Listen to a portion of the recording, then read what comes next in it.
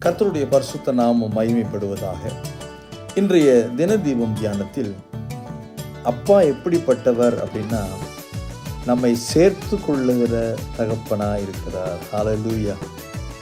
சங்கீதம் 27:10, என் தகப்பனும் என் தாயும் என்னை கைவிட்டாலும் கர்த்தர் என்னை சேர்த்து கொள்வார்.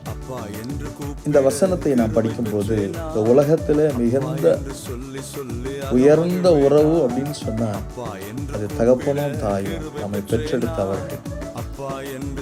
அவங்க ஒருவேளை கைவிட்டாலும் கூட நம்மை படைத்த ஆண்டவர் சொல்கிறார், நான் உன்னை தகப்பனாகவும் தாயாகவும் இருந்து உன்னை சேர்த்துக்கொள்கிறேன் என்று சொன்னால் நான் உனக்கு பொறுப்பாளியாக இருக்கிறேன். ஒரு தகப்பன் சுமக்கிறது போல, ஒரு தாய் தேற்றுவது போல உங்களை கர்த்தர் தேற்றுவார். ஆமென்.